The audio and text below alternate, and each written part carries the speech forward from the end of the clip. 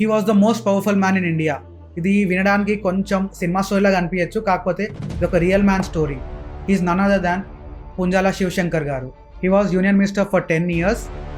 So ఆయన inspiring స్టోరీని వాళ్ళ అబ్బాయి doctor P Vinay Kumar, who's a internationally reputed surgical gastroenterologist ద్వారా మనం విందాం. ఈ పాడ్కాస్ట్లో మనం వాళ్ళ ఫాదర్ ఇన్స్పైరింగ్ స్టోరీతో పాటు సార్ చెప్పే interesting facts regarding gut health గురించి కూడా తెలుసుకుందాం.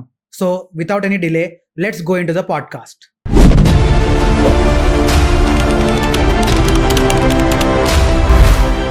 First of all, thank you, sir. Thank you for giving your time, sir. I should thank you for coming over and doing this for me. Sir, we'll start with a simple question for you, sir. So, sir, my father gurinchi, like he was a big politician and he was even a lawyer in Supreme Court. So, Judge also. Yes, sir, judge also. So, he had a inspirational story, sir. So, can you tell that story once? Yeah, so my father, Mr. Shiv Shankar, basically ఆయన లా చేశారు. Yes. But అంతకంటే ముందు 10 మంది పిల్లల్లో మూడో ఆయన అతను. And ఆయన్ని మా గ్రాండ్ ఫాదరు ఒక చీరల దుకాణంలో లేబరర్గా పెట్టించారు చిన్నప్పుడు, అంటే ఫైనాన్షియల్ సపోర్ట్. Yes. సో అది నాకు చదువుకోవాలని ఉండింది కాబట్టి ఇంట్లోంచి పారిపోయి ఒక టికెట్లెస్ ట్రైన్ ఎక్కి అమృత్సర్లో చేరి అక్కడ రైల్వే స్టేషన్లో ఉంటూ వాళ్ళ అన్నతో సహా షూ పాలిష్ చేసుకుంటూ, న్యూస్ పేపర్లు అమ్ముకుంటూ, పల్లీలు అమ్ముకుంటూ, అది సాయంత్రం పొద్దున పూట, మధ్యాహ్నం మేము అక్కడ హిందూ కాలేజ్ అమృత్సర్లో BA ఆనర్స్ చేసి, ఈ మధ్యకాలంలో వాళ్ళ బ్రదర్ అక్కడ చనిపోవడం, తర్వాత తెలిసింది ఏంటంటే ఈయన కాలేజ్ ఫీజు కట్టడానికి వాళ్ళ బ్రదరు తను ఆకలి దప్పులతో ఉండే, సో ఆ స్టార్వేషన్తో చనిపోయాడని తెలిసింది. సో ఇవన్నీ చేసి మళ్ళీ రిటర్న్ వచ్చి ఇక్కడ ఉస్మానియా యూనివర్సిటీ నుంచి లా చేసి, ఆ తర్వాత హైకోర్టులో ప్రాక్టీస్ స్టార్ట్ చేసి, అప్పుడు హైదరాబాద్ స్టేట్ హైకోర్టు, Yes, ఆ sir. తర్వాత ఆంధ్రప్రదేశ్ హైకోర్టు, అవును. అంచెలంచెలుగా ఎదిగి గవర్నమెంట్ ప్లీడర్ అయ్యి, దాని తర్వాత హైకోర్టు జడ్జ్ అయ్యి, హైకోర్టు జడ్జ్కి తన సీనియారిటీ దెబ్బతిన్నదని కోపంతో అవును. రిజైన్ చేసి, ఆ తర్వాత మళ్ళీ సుప్రీంకోర్టులో ప్రాక్టీస్ చేస్తున్న టైంకి ఇందిరాగాంధీ గారు ఆయన్ని నువ్వు నాతో పార్లమెంట్లో ఉండాలి అని తీసుకొని ఆయనని 1980లో ఆయన మినిస్టర్ చేసి, Minister, yeah.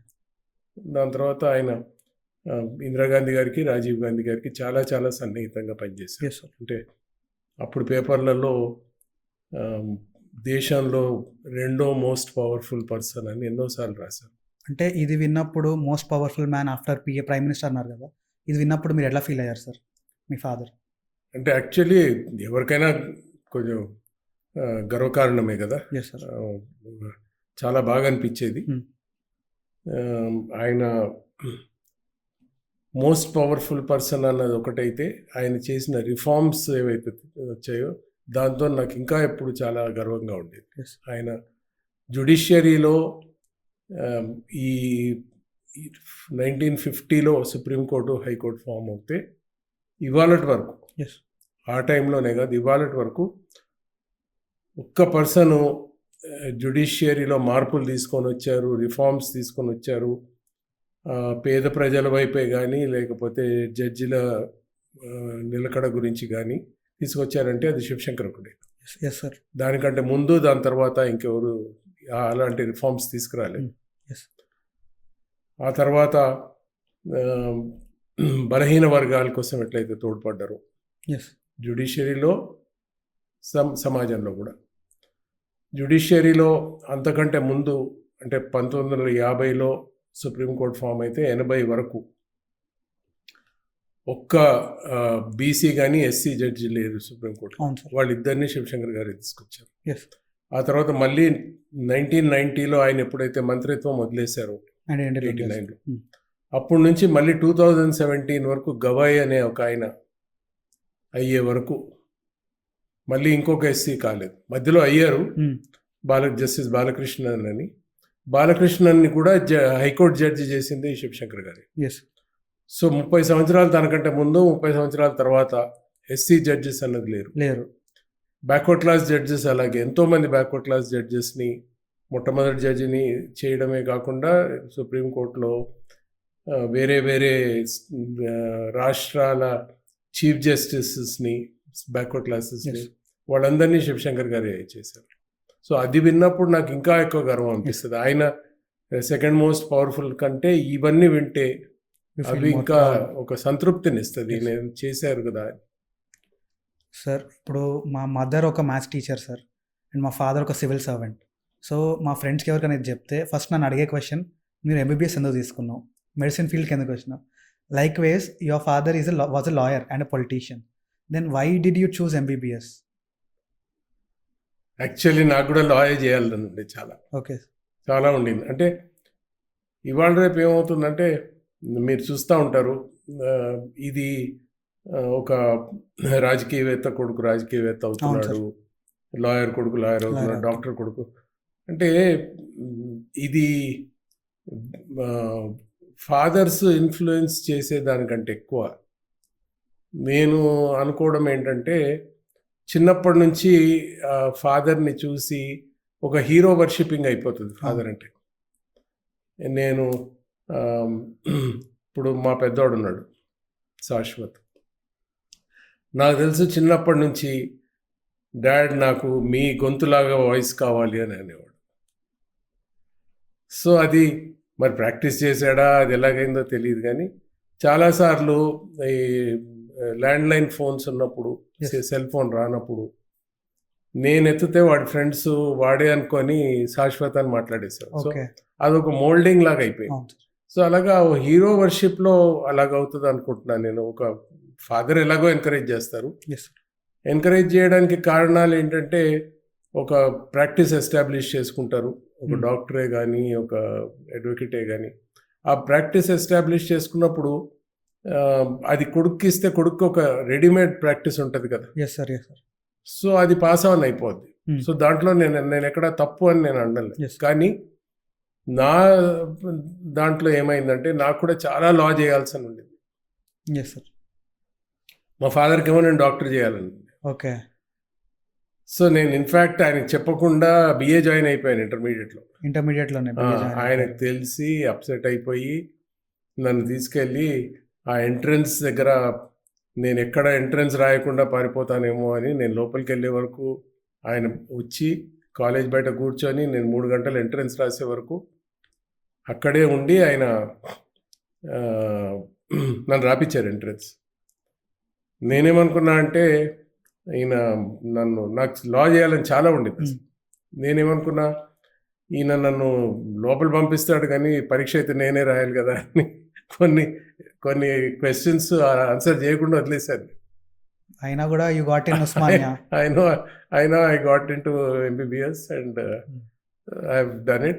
But absolutely no regrets. అంటే నేను సర్జన్ కావాలనుకున్నాను, గ్యాస్ట్రో సర్జన్ కావాలనుకున్నా, నేను అయ్యాను.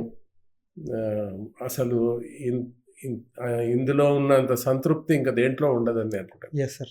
పేషెంట్ ఏదైతే వచ్చి రూమ్లోకి వచ్చి దండం పెట్టి, సార్ మీరు దేవుడు, నా ప్రాణం రక్షించారు అని అంటాడు, మీకు అది ఎన్ని పైసలు వచ్చినా కానీ దానికి విలువ కట్టలేము. ఆ ఫీలింగ్ ఒకటి. సో ఇప్పుడు no regrets.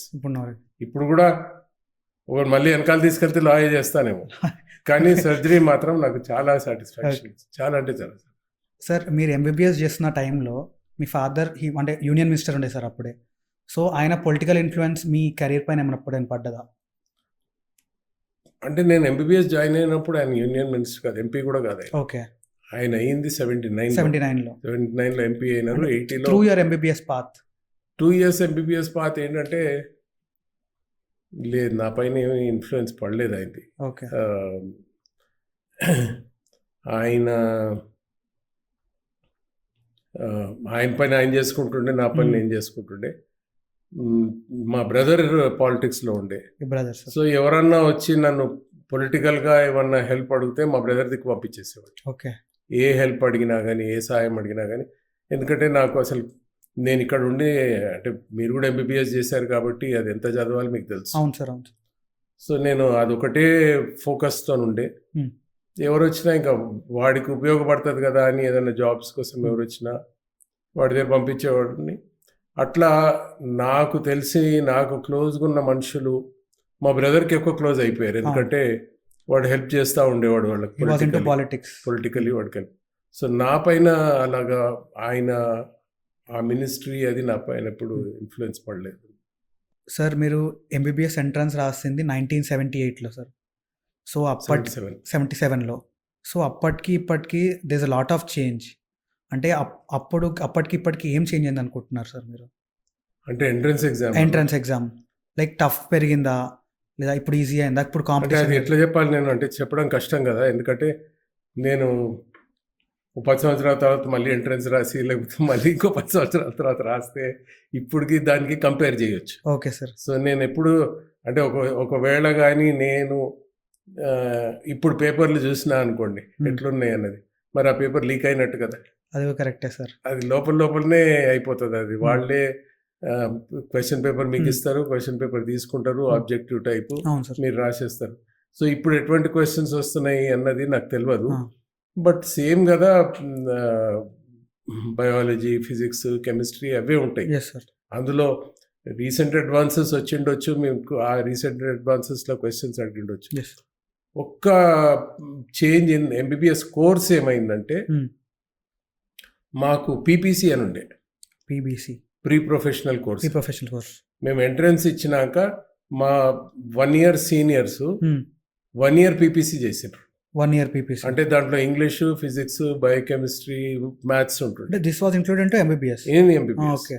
After intermediate, after you right entrance, pre professional course అని వాళ్ళు ఈ బయాలజీ, ఫిజిక్స్, కెమిస్ట్రీ, మ్యాథ్స్, ఇది ఒక ఇంగ్లీష్, ఇది ఒక 1 year వాళ్ళ కోర్స్ ఉండే. 1 year కోర్స్. తర్వాత మేము మా దగ్గరకు వచ్చే వరకు మేము ఆల్రెడీ ఇంటర్మీడియట్లో చేసినాము, మళ్ళీ ఎందుకు చేయాలని మేము రిప్రజెంటేషన్స్ ఇచ్చి స్ట్రైక్స్ చేసి అవన్నీ చేస్తే మాది 6 months చేశారు. బట్ దానికి కూడా మేము ఇంకా కోట్లాడితే మార్క్స్ సేవ్ కాలే కానీ మా నెక్స్ట్ బ్యాచ్కి పూర్తిగా తీసేసి. సో అప్పటి నుంచి లేదు. అవును సార్. బట్ ఎంట్రన్స్ ఎగ్జామ్ అయితే నియర్లీ సేమ్ ఉంటుంది కదా సార్. 1991 వరకు you're in India sir, like assistant professor లాగా వర్క్ చేశారు ఉస్మానియాలో. ఆఫ్టర్ దట్ మీరు అబ్రాడ్ వెళ్ళారు సార్. సో మీరు మెయిన్గా అబ్జర్వ్ చేసిన చేంజ్ ఏంటి సార్ హెల్త్ కేర్లో, ఇక్కడికి ఇంకా అబ్రాడ్ అంటే యూకేకి? అంటే ఫస్ట్ అది నేను నేర్చుకున్నది చెప్తాను. నేను నేర్చుకున్నది ఏంటంటే ఇక్కడ మేము పోయి మా ప్రొఫెసర్స్ దగ్గర, మా టీచర్స్ దగ్గర మాకు మా గురించి రాసి ఏమన్నా ఇయ్యమని మేము అడిగినప్పుడు వాళ్ళు మంచి స్టూడెంటు, బాగా డెడికేటెడ్ స్టూడెంటు, సిన్సియరు, కమిటెడ్, బాగా పనిచేస్తాడు, అవన్నీ ఇంకా రొటీన్ అందరికీ. ఆ ఫార్మాట్ అదే ఉంటుంది, పేరు, సంతకాలు. లాస్ట్లో ఒక లైన్ ఏముంటుండేనంటే ఎక్సలెంట్ బెడ్ సైడ్ మేనర్స్ అని ఉంటుంది. అసలు ఆ బెడ్ సైడ్ మేనర్స్ ఏంటి అన్నది నాకు ఇంగ్లాండ్ పోయేవరకు తెలియదు. నాకు ఆ రోజుల్లో మేము ఉస్మానియా హాస్పిటల్లోనే నేను ఎంబీబీఎస్ చేసిన, ఎంఎస్ చేసిన. MS I was a gold medallist. ఆ తర్వాత నేను అసిస్టెంట్ ప్రొఫెసర్గా చేరిన. ఉస్మానియా, గాంధీ, ఇవి సిటీలో అండ్ గైనకాలజీ హాస్పిటల్, జిఎంహెచ్ అనేవాడు, జజిఖానా, ఈ 3 హాస్పిటల్స్ ఉండేవి, పెద్ద హాస్పిటల్స్. సో అవుట్ పేషెంట్ అంటే రోజుకి ఒక hundreds of పేషెంట్స్ వచ్చేవారు. కార్పొరేట్ హాస్పిటల్స్ లేవు కాబట్టి, కార్పొరేట్ హాస్పిటల్స్ 89 తర్వాత స్టార్ట్ అయింది. hundreds of patients. మేము రూమ్లో చూస్తుంటే ఒక చిన్న రూమ్లో ఒక 30-40 మంది నిలబడి ఉంటుండే, బయట ఒక 100s ఉంటుండే. సో నీకేమైంది, వాడు ఏదో కడుపు నొప్పి అంటాడు, పోయి పండుకోపో అంటాం. అది కూడా రూడ్గా, సాఫ్ట్గా కాదు, పండుకోపో అంటాం. ఇంత లోపల ఇంకొకటి చిట్టు చూసి నీకేమైందని వాడిని ఎగ్జామిన్ చేయడానికి పోతాం. పోతే వాడు ఇంకా అట్లే వండుకొని ఉంటే నీ షర్ట్ ఎవడు ఇప్పుతాడు, నేను ఇచ్చిప్పాలనా? నువ్వు లేకపోతే కూర్చొని ఉంటే నేను నేను పండుకోమంటే నువ్వు కూర్చొని ఎందుకున్నావు, నేను నిన్ను చూడను పో. ఓకే. సో ఆ రఫ్నెస్ చాలా ఎక్కువ ఉంటుండే ఆ రోజులలో పేషెంట్కి. Yes sir. ఒకటి పూర్తిగా గవర్నమెంట్ డాక్టర్స్ తప్పది ఆ రోజుల్లో. Hmm. నేను ఇవాళ ఎట్లుంది నాకు తెలియదు కానీ ప్లస్ ఆ నంబర్స్ అవన్నీ ఏంటంటే గవర్నమెంట్ హాస్పిటల్లో ఏముంది, డాక్టర్కి బెనిఫిట్ ఏం లేదు కదా అన్నట్టు చూస్తుంది. అదే కార్పొరేట్ హాస్పిటల్ అయితే వాడతాను పైసలు వస్తాయని. పైసలు వస్తాయి, పేషెంట్ ఉండిపోవాలి, సో వాడితో మంచిగా మాట్లాడటము. So Yes. ఆ డిఫరెన్స్. బట్ ఇంగ్లాండ్ పోయినాక మాత్రం Hmm. అసలు పేషెంట్ని రెస్పెక్ట్ ఎట్లా ఇవ్వాలి Hmm. అన్నది అక్కడ నేర్చుకున్నాను నేను. Yes sir. అక్కడ నీకు అన్ని వార్డులనే మా దగ్గర బ్రిటిష్ ప్రైమ్ మినిస్టర్ వచ్చినా కానీ Hmm. మాది foremost institution for surgical gastroenterology world. Oh. డండీలా 9 Wells హాస్పిటల్ అని ఎస్ సార్. మా ప్రొఫెసర్ కుషేరి అని, ఆయన టాప్ మోస్ట్ సర్జన్. Yes, ఆయనే sir, అన్ని కుషేరి. ఆయన పుస్తకాలన్నీ ఆయనవే, అవును సార్. గ్యాస్ట్రోఎంట్రాలజీ. సో నా ప్రొఫెసర్ ఆయన. Hmm. నేను ఆయన దగ్గర సీనియర్ రెసిడెంట్గా చేరినా. అంత వార్డ్ అంతా ఒకటే ఉంటుంది. Hmm. సో పెద్ద పెద్దోళ్ళు అందరూ వస్తుండే ఆయన దగ్గరికి సర్జరీకి. నువ్వు ఒక పేషెంట్ని పోయి ఎగ్జామిన్ చేయాలంటే ఆ వాడి చుట్టూ ఒక కర్టెన్ వేయాలి, అప్పుడు వాడికి ప్రైవసీ.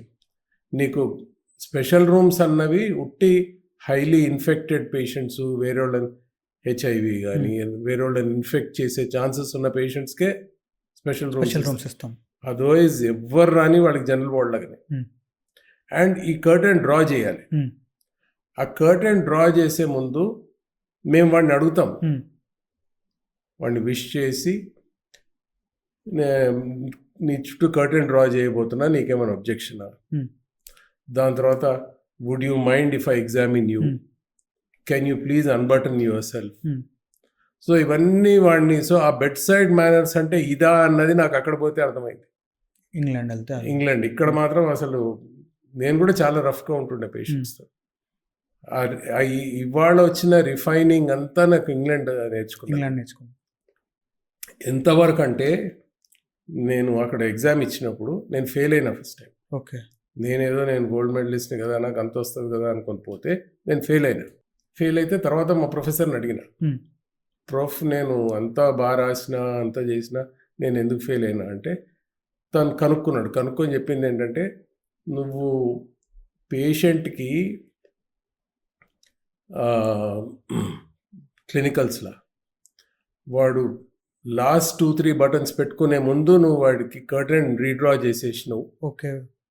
సో వాడి ప్రైవసీ అన్నది నువ్వు ఇవ్వలేదు వాడికి, అందుకు నువ్వు ఫెయిల్ అయినావు. సో వాళ్ళంత ఇంపార్టెన్స్ ఇస్తారు దానికి. అండ్ మాకు జాన్ మేజర్ చార్టర్, అప్పుడు ప్రైమ్ మినిస్టర్ జాన్ మేజర్ ఉండే, జాన్ మేజర్ చార్టర్ అని ఉండే.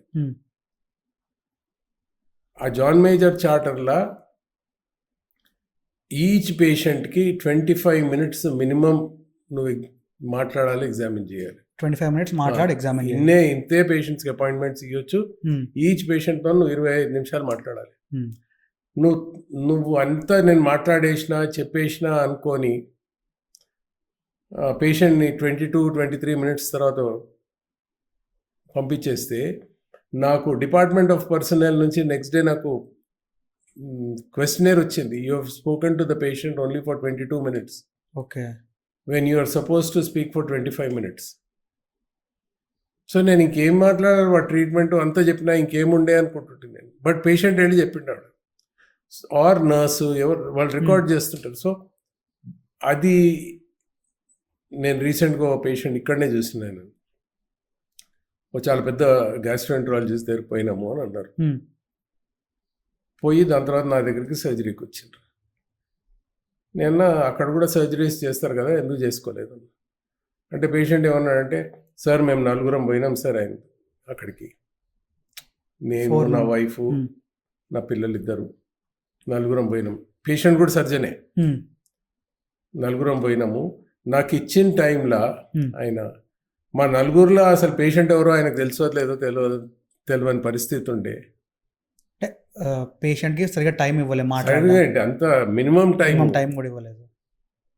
సో అది ఒకటి అక్కడ నేర్చుకున్నది ఇంగ్లాండ్లో. రెండోది ఏంటంటే క్లినికల్ ఇంటరాక్షన్ చాలా important. Clinical interaction with patient. నువ్వు ఇదే మనం మీరు క్లినికల్స్కి రాగానే ఏదైతే సైన్స్ సిమ్టమ్స్ అన్నీ చూస్తారు, ఎస్ సార్. అది చాలా ఇంపార్టెంట్. మీకు 80 to 90% డయాగ్నోసిస్ దాంట్లో వచ్చేస్తుంది. ఇన్వెస్టిగేషన్ అన్నది ఒకటి కొరాబరేటివ్ ఎవిడెన్స్, ఎస్ సార్. నీకు దానికి హెల్ప్ చేస్తుంది. జస్ట్ కన్ఫర్మ్ చేసుకోవడానికి. కానీ ఇవాళ ఎట్లా అయిపోయిందంటే పేషెంట్ రాగానే ఫస్ట్ నీ ముందు ఒక అల్ట్రాసౌండ్ రిపోర్టో ఎండోస్కోపీ రిపోర్టో పెడతాడు. కరెక్టే సార్, ఈ మధ్య అయిపోయింది. నేను పేషెంట్ అడుగుతాను, నేను నిన్ను ట్రీట్ చేయాలా ఈ పీస్ ఆఫ్ పేపర్ని ట్రీట్ చేయాలా అని ఇన్వేరియబుల్ అడుగుతాను. ఎందుకంటే వాడు అల్ట్రాసౌండ్ రిపోర్ట్లో గాల్ బ్లాడర్ స్టోన్స్ అని ఉన్నాయనుకో, వాడికి యాసిడిటీ కూడా ఉండొచ్చు. నేను అక్కడ ఉంది కదా అని నేను పోయి గాల్ బ్లాడర్ స్టోన్స్ తీసేస్తే ఈ యాసిడిటీ ఇంక అట్లనే కంటిన్యూ అవుతుంది. అవును సార్, కంటిన్యూ అవుతుంది. సో అల్ట్రాసౌండ్ ఇప్పుడు నీకు కిడ్నీ స్టోన్స్ ఉంటాయి. Yes. Most of the time చిన్న స్టోన్స్ అయితే అవి యూరేటర్లో పడిపోయి అక్కడ అబ్స్ట్రక్షన్ ఏదో కాజ్ చేసే వరకు పెయిన్ రాదు. అవును సార్. పుట్టి కిడ్నీలో ఉన్నప్పుడు చిన్న stones they don't cause pain.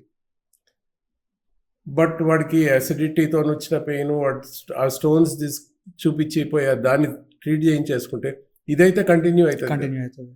So ఇవాళ unfortunately more of investigative related treatment అయిపోయింది. అంటే ఈ మధ్య కూడా చూసుకుంటే గూగుల్ సార్, గూగుల్ బాగా వాడి అయితే అది ఆ టెస్ట్ చేయించుకొని ఈ టెస్ట్ చేయించుకొని డాప్లర్ చేయించుకొని డాక్టర్ దగ్గర వాళ్ళని నేను ఈ పేషెంట్స్ అంటాను. ఈ పేషెంట్స్ అంత ప్రాబ్లమాటిక్, డేంజరస్. అసలు ఒక హర్నియా పేషెంట్ వచ్చింది రీసెంట్లీ నా దగ్గర. నాకు ఇదే టెక్నిక్ కావాలంటాడు. ఇదే టెక్నిక్ అందులో ఉన్న టెక్నిక్ ఆ గూగుల్లో చూసేసి నేను ఫస్ట్ నువ్వు డాక్టర్ వాటి కాదు సార్, నేను గూగుల్లో చెప్తున్నా అంటాడు. సో పేషెంట్స్ సర్జరీస్ కూడా డిక్టేట్ చేస్తున్నారు. ఆ పరిస్థితికి వస్తుంది ఇప్పుడు because of Google. Sir you're surgical gastroenterologist sir. Sir మెయిన్గా కామన్ డిసీజ్ ఏది సార్ మీ దగ్గరకు వచ్చేది ఎక్కువ? అంటే అబ్డామిన్ వైపు చూసుకుంటే కామనెస్ట్ సర్జరీకి సంబంధం లేకుండా వచ్చేది యాసిడిటీ చాలా ఎక్కువ వస్తాయి. And for surgery sir? Surgery gall bladder stones are very common. Which is అంటే రెండు నేను ఒక ట్రాన్స్ఫర్మేషన్ చూసిన. నేను ఎంబీబీఎస్ చేస్తున్నప్పుడు ఆర్ ఎంఎస్ చేస్తున్నప్పుడు యాసిడిటీ అంటే జీజే చేసేస్తుంది. ఓకే, అప్పుడు ఈ ఒమిప్రిజాల్, రాబిప్రిజాల్ ఇవన్నీ లేవు. ఒమిప్రిజాల్. సో ఇన్వేరియబ్లీ పేషెంట్ రాగానే ఫస్ట్ థింగ్ యాసిడిటీ అనగానే వాడికి గ్యాస్ట్రోజెజినాస్టమీ. మేము ఆ రోజులలో ప్రతి థియేటర్లో 3-4 కేసెస్ ఆఫ్ గ్యాస్ట్రోజెజినాస్టమీ ఉంటుండే. In 80s. ఇవాళ చూసుకుంటే నేను గ్యాస్ట్రోజెజినాస్టమీ అన్నది ఫర్ అల్సర్ అన్నది మేబీ 15 సంవత్సరాలు 20 సంవత్సరాలు అయిపోయిందేమో. అంటే నాన్ హీలింగ్ అల్సరు అసలు ఎప్పుడు చేసినా కూడా కోర్స్ గ్యాస్ట్రెక్టమీస్ మెలిగ్నెన్సీస్కి చేస్తా. Those sort of things we done gastrojejunostomy. కానీ ఎసెన్షియలీ ఫార్ యాసిడిటీ అన్నిటికంటే కామన్ సర్జరీ అదే ఉండే. ఇంకొకటి ఏంటంటే సర్ప్రైజింగ్లీ అసలు మేము గాల్ బ్లాడర్ స్టోన్స్ చూడకపోతుండే. ఎప్పుడో 1 yearకి 2 yearsకి ఒక కేసు వస్తుండే గాల్ బ్లాడర్ స్టోన్స్. ఇంకెక్కడికైనా పోతాయా అంటే అక్కడ ఇంకా వేరే హాస్పిటల్ ఏం లేకుండా ఉస్మానియా ఒకటే ఉండే. సో నార్దర్నర్స్కి ఎక్కువ వస్తుండే. నార్త్ నుంచి వచ్చిన వాళ్ళకి వాళ్ళు అక్కడనే మేము చదువుతుంటే పంజాబ్లో చాలా కామన్, అస్సాంలో చాలా కామన్ అట్లా. బట్ సౌత్లో మాత్రం గాల్ బ్లాడర్ సర్జరీ మా ప్రొఫెసర్ ఉండే డాక్టర్ శ్యామ్ సుందర్ అని, ఇంకొక డాక్టర్ రంగయ్య అని, వీళ్ళిద్దరే చేస్తుండే గాల్ బ్లాడర్ సర్జరీస్. సో వీళ్ళిద్దరు చేస్తుంటే మొత్తం హాస్పిటల్లో ఉన్న పోస్ట్ గ్రాడ్యుయేట్స్ అందరూ వచ్చి చూస్తుండేది. వాళ్ళు మాతో అంటుండే మీరు ఎంత లక్కీ, మీ యూనిట్లో అయితే ఈ సర్జరీస్ అవుతాయి. బట్ వన్స్ 90s స్టార్ట్ అయినాక ఫర్ వాట్ ఎవర్ రీజన్, మరి ఫుడ్లో చేంజెసా, అల్ట్రాసౌండ్ బాగా డెవలప్ అయిపోయా తెలియదు, కానీ అక్కడ నుంచి గాల్ బ్లాడర్ స్టోన్స్ ఎంతవరకు అంటే రోజు ఒకటి 2 సర్జరీస్ ఎట్లా ఉంటుండే gall bladder stone surgery from 10 yearsలో నేను 2-3 కేసులు చూస్తే 90s తర్వాత మాత్రం చాలా కామన్ అయిపోయింది. Okay. So that's the commonest apart from appendix of course. ఈ 2 కామన్. ఇంకా కొన్ని కామన్ అంటే హెర్నియాస్. సార్ ఇప్పుడు ఈ డిసీజ్ అన్నిటికీ ఇప్పుడు వచ్చిన అడ్వాన్స్మెంట్స్ తోటి ఎట్లా ట్రీట్ చేస్తారు సార్? అంటే ఇప్పుడు లాప్రోస్కోపిక్ సర్జరీ ఉంది. Yes sir. ఇవన్నీ లాప్రోస్కోపికే చేసేస్తున్నాం. సార్ లాప్రోస్కోపీ ఎప్పుడు హైదరాబాద్కి ఎప్పుడు వచ్చింది sir? Early 90s. And you were the earliest laparoscopic one of the earliest. ఇంకొకటి ఇద్దరు చేస్తుండే. One of the earliest. నేను ఇంగ్లాండ్ నుంచి వచ్చాను. I was one of the earliest in Hyderabad. But నాకు ఒకటి ఇద్దరు ఫ్రెండ్స్ ఉండే, వాళ్ళు ఎర్లీ 90s నుంచే చేస్తున్నారు. నేను ఇంగ్లాండ్ పోయినప్పుడే పోకముందే వాళ్ళు స్టార్ట్ చేసిండ్రు. అడ్వాంటేజ్ ఏంటంటే నేను లాప్రోస్కోపీతో చేసిన సర్జరీస్ నేను అసలు వాళ్ళని అడ్మిట్ కూడా చేసుకోకపోతుంటే. Okay. They all day care surgeries. Morning చేస్తే evening. Most of the times patients ముందు చూయించుకోవడానికి వచ్చినప్పుడు, సార్ మేము 1-2 రోజులు ఉంటాము, ఇంటికి పోయినాక పెయిన్ వస్తే ఏమవుతుంది ఇది అది. బట్ సర్జరీ చేసినాక మాత్రం వాడిని ఒక 3-4 అవర్స్లో నడిపించేసి అంత చేస్తే, సార్ ఇంకెందుకు ఉండాలి సార్, మేము వెళ్ళిపోతామంటారు. So I don't think laparoscopy అంటే ఈ కామన్ సర్జరీసే కాదు. నేను I was the first person to do carcinoma రెక్టమ్కి అబ్డామినల్ పెరినియల్ రిసెక్షన్స్. వాళ్ళు కూడా 2 days వెళ్ళిపోతుండే క్యాన్సర్ ఉన్నా కానీ. స్ప్లీనెక్టమీస్ 24 to 48 hours వెళ్ళిపోతారు. నేను బైల్ డక్ట్లో ఉన్న స్టోన్స్ ట్రాన్సిస్టిక్ స్కోప్ వేసి తీస్తుంటే, వాళ్ళు కూడా డే కేర్ సర్జరీస్. సో ఒకటి there's no incision, very small incision, and there's no pain, far reduced pain. If you can manage the pain well, the patients are very comfortable. Recovery చాలా faster. Importantly ఏంటంటే పేషెంట్కి ఒకసారి ఇంటికి వెళ్ళిపోయినాక, అరే నేను బాగా అయిపోయినా అందుకే డాక్టర్ నన్ను ఇంటికి పంపించేసిండు అన్న సైకలాజికల్ ఫీలింగ్ కూడా healing is faster, recovery is faster. So that's a huge advancement for surgery. ఇవాళ most of the surgeries we're doing through laparoscopy. Sir ఇంకా ఫ్యూచర్లో ఏమైనా అడ్వాన్స్ వచ్చే ఛాన్సెస్ ఉన్నాయా? అంటే ఇప్పుడు రోబోటిక్ వస్తుంది, robotic surgery, lasers, robotics. So మెల్లిమెల్లిగా ద డైరెక్ట్ సర్జరీస్ తగ్గిపోతాయి అనుకుంటున్నాను. ఓకే. డైరెక్ట్ సర్జరీస్ తగ్గిపోతాయి, లైక్ ఇన్సిషన్స్ తగ్గిపోతాయి. ఎండోస్కోపికలీ కూడా చాలా సర్జరీస్ వచ్చేస్తాయి. Yes sir. సార్ ఇప్పుడు మనం చూసుకుంటే చాలా మందికి ఒక ఫీలింగ్ ఏముంటుందంటే, స్మోక్ చేస్తే లంగ్స్ ఖరాబ్ అవుతాయి, లేదా మందు తాగితే ఒకటి లివర్ ఖరాబ్ అవుతుంది. ఇవి కాకుండా మన గట్ పైన ఏమేమి ఎఫెక్ట్స్ ఉంటాయి సార్ వీటి వల్ల? నికోటిన్ ఎడిక్షన్ ఉన్న వాళ్ళకి రీఫ్లక్స్ ఎక్కువ చూస్తుంటాం. జిఆర్డి, కడుపులో మంట, ఛాతీల మంట ఎక్కువ చూస్తుంటాం. Plus even nicotine can cause stomach ulcers. Secondly alcohol కూడా యాసిడిటీ కాజ్ చేస్తుంది. Severe acidity, alcohol, pancreatitis cause చేస్తుంది. So these are very very common. In fact మీరు అన్నారు స్మోకింగ్తో లంగ్స్, అక్కడ ఒక చేంజ్ వచ్చింది. మేము పోస్ట్ గ్రాడ్యుయేషన్ చేస్తున్నప్పుడు ఆర్ ఇన్ mid-90s వరకు lung cancers were completely associated with smoking. In mid-90s smokers K lung cancer వచ్చేది. బట్ ఈ రీసెంట్ లాస్ట్ 20-25 years నుంచి చూస్తుంటే నాన్ స్మోకర్స్ కూడా చాలా వస్తుంది. Probably because of pollution, because there is no other reason, at least I can see, why they are getting it. But abdominally 90% of acidity patients ఊర్లలోంచి వచ్చిన వాళ్ళు alcohol consumption ఎక్కువ ఉంటుండే, smoking, బీడీలు ఇవన్నీ. ఇప్పుడు అన్ఫార్చునేట్లీ గుట్కాలు ఇవి కూడా స్టార్ట్ అయ్యాయి, ఓరల్ క్యాన్సర్స్ అన్ని. సో ఉట్టి లంగ్స్లోనే అన్నట్టు కాకుండా జిఐ సిస్టమ్ కూడా చాలా effect apart from liver. Apart from liver. Liver అయితే ఎట్లన్నా చేస్తుంది, but pancreatitis is far more life threatening than hepatic reasons కదా. Yes sir. And acidity, perforations, alcohol డ్రింకర్స్తోనే క్వైట్ కామన్ చూస్తాం. Yes sir. అక్కినేని నాగేశ్వరరావు గారు, ఇంకా Irfan Khan sir, Bollywood actor, and ఒక US actor అంటే Black Panther అనే క్యారెక్టర్ చేసినాను, చాడ్విక్ బోస్మన్. వీళ్ళందరూ స్టమక్కి సంబంధించిన cancer, like stomach cancer Nageswara Rao garu, ఇంకా colon cancer Irfan Khan and Chadwick Boseman. So ఈ క్యాన్సర్స్ అనేవి డే బై డే చాలా ఇంక్రీజ్ అవుతున్నాయి సార్.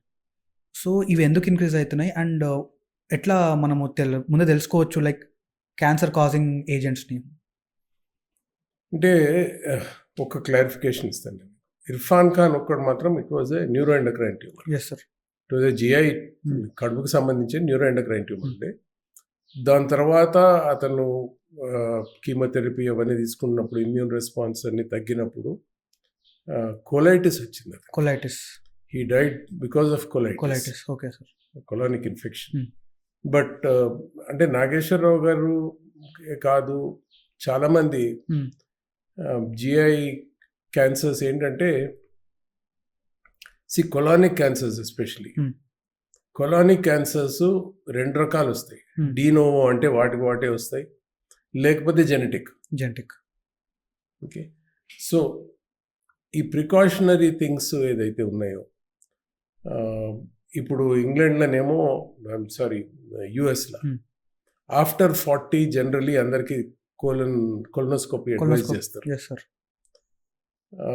నార్మల్గా ఈ inherited cancers of the colon are because of polyposis coli. Polyps ఉంటాయి ఒక. అవును సార్. సో డెఫినెట్గా ఎవరెవరికైతే కొలానిక్ క్యాన్సర్స్ ఉన్నాయి వాళ్ళ రిలేటివ్స్కి, ఇమీడియట్ రిలేటివ్స్ అందరికీ కొలనోస్కోపీ చేయాలి కంపల్సరీగా. Yes sir. అండ్ అప్పుడు పాలిప్ ఉందనుకో, దాన్ని ఇమీడియట్గా పాలిపెక్టమీ చేసేస్తారు, ఫినిష్ అప్, అక్కడికి ఇంకా ట్రీట్మెంట్ అయిపోయింది and they will not get cancer. So ఇది మ్యాండేటరీ చేయాలి. దోస్ హూ హ్యావ్, అంటే ఎవరు చెప్పాలి అది? ఒక కొలానిక్ క్యాన్సర్ పేషెంట్ వస్తే the doctor should advise the relative, మీరందరూ కూడా చేయించుకోండి screening of that sort of thing. So అది ఆ అడ్వైజరీ లెవెల్ అంతా ఇంకా ప్రోగ్రెస్ అవ్వలేదు. చేయించుకోమని ఇన్సిస్ట్ చేసి చేయించి పుష్ చేసి, నేను కొలానిక్ క్యాన్సర్ చేసినప్పుడు నేను రిలేటివ్స్ని ఇన్సిస్ట్ చేసి చేస్తే అట్లీస్ట్ 5-6 మంది వేరే వాళ్ళు పాలిప్స్ ఉండే, పాలిప్స్ తీసేసినాం. సో ఆ స్క్రీనింగ్ అన్నది it becomes very compulsory.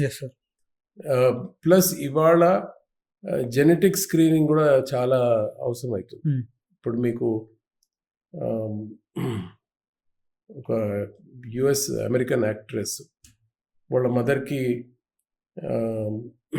Breast cancer వచ్చినప్పుడు తను కూడా, ఐ థింక్ ఆంజెలినా జోలీ, అవును సార్, తను కూడా వెళ్తే ఆ జెనెటిక్ ఛాన్సెస్ ఎక్కువ ఉన్నాయి నీకు కూడా అని అంటే she got both her breast remove. నాకు తెలిసి ఇక్కడ in recent times I had 2-3 patients from a family. వాళ్ళకి ఒవేరియన్ క్యాన్సర్ ఉండే, మదర్ ఉండే, 2 పిల్లలకు ఉండే.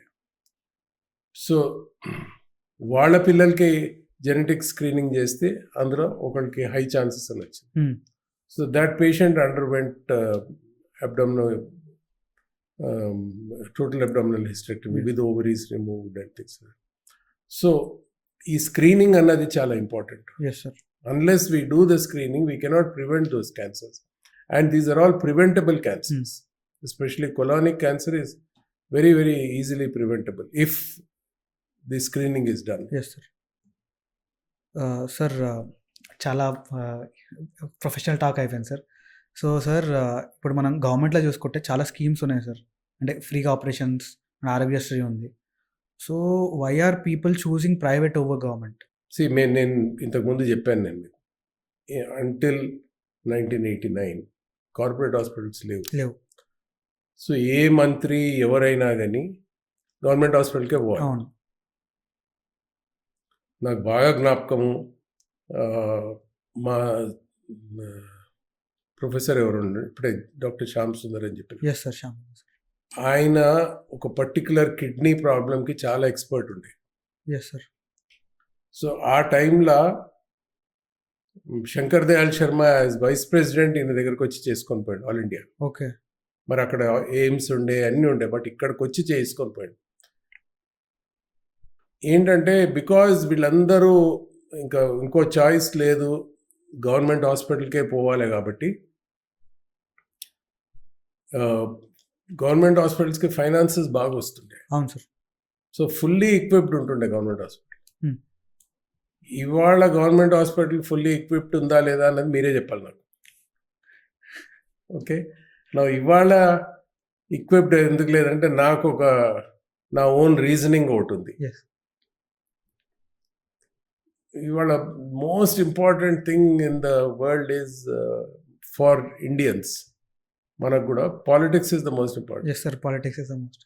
పాలిటిక్స్లో నేను అందులోకి పోవాలి, అందులో నేను పైకి రావాలి, అందులో నాకు పవర్ రావాలి.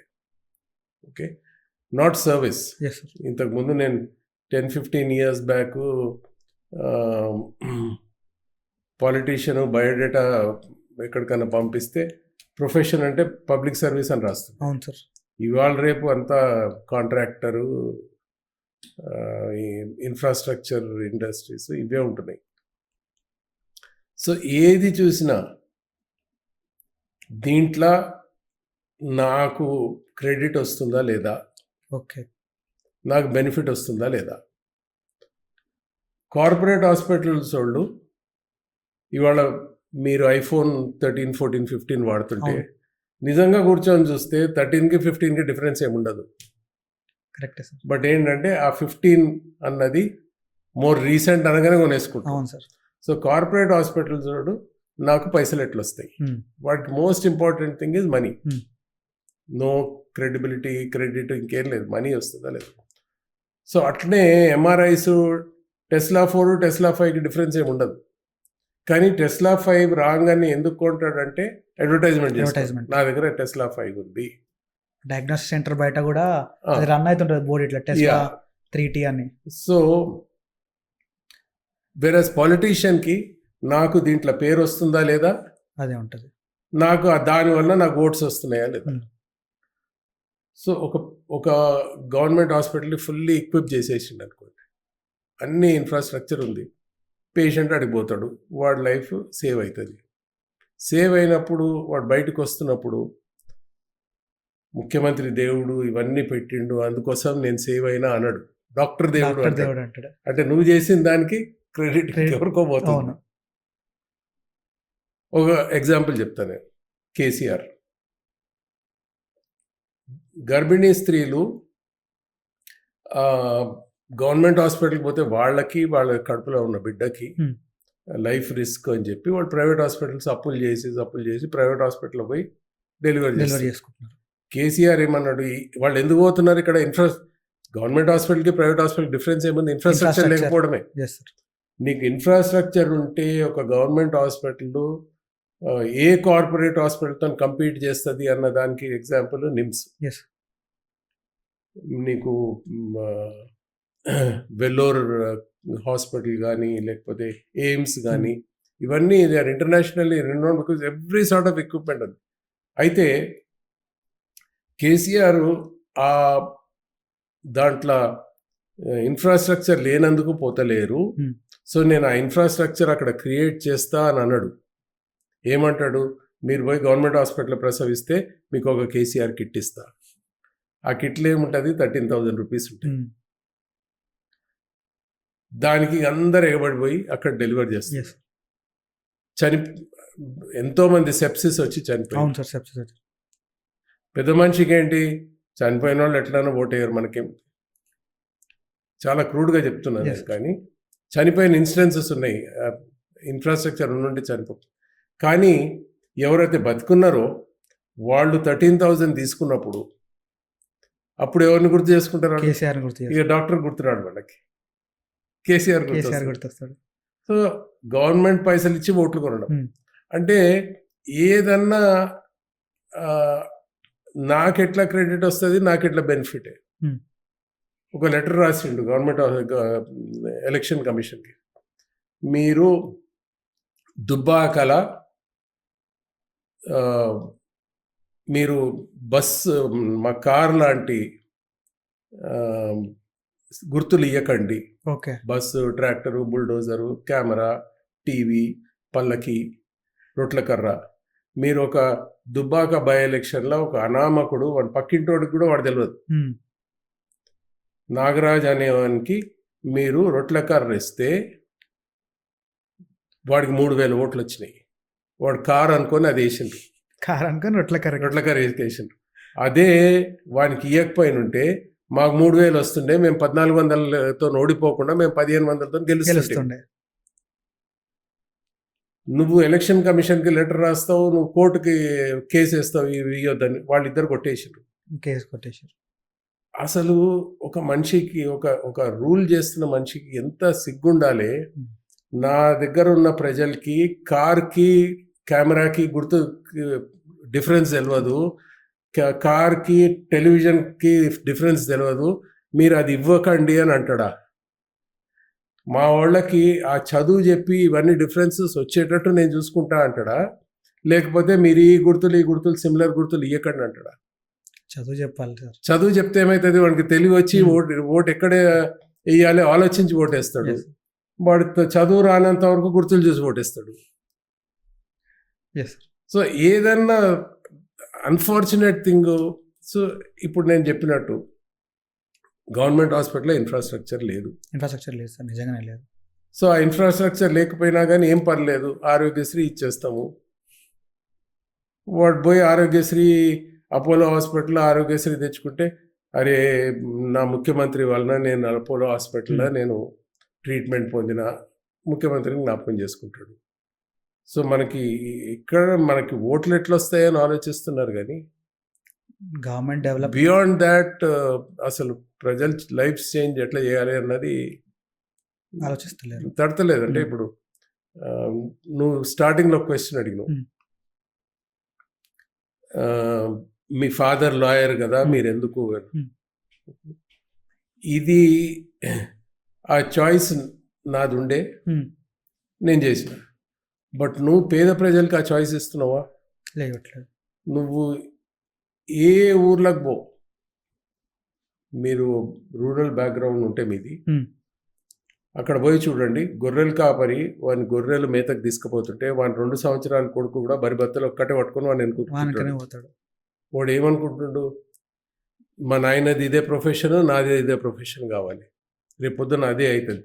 సో వాడు మైండ్ అటు ట్యూన్ అయిపోతుంది. నువ్వు దాన్ని ఇంకా వాడికి గొర్రెలు బర్రెలు ఇచ్చుకుంటా వాడిని అందులోనే పెట్టేస్తున్నావు, కానీ వాడిని చదువుకునేటట్టు ఇన్సెంటివ్స్ ఏం చేస్తున్నావు చెప్పు.